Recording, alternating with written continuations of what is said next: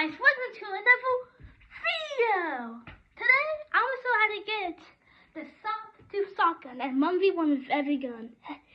Here we go. So first you want to get, I'll get a grapple, so you want to get a grapple. And you're going to get, this is the gun you're going to get when you're done. So you want to get a grapple. If you have the chains of hate, you can just get a chains of hate. You want to get, guys, okay, just follow me.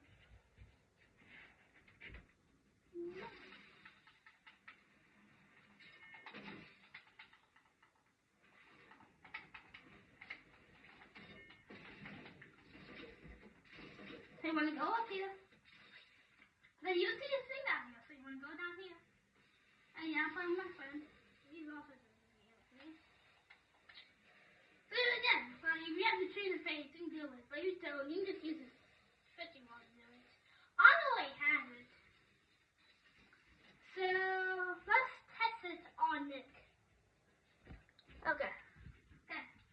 You ready, Nick? Okay. So when you do it, it will knock back to you. So boom, like that. So it's like a pulse grenade. That's actually what you need to. So yeah, that's the video, guys. Goodbye. Ooh.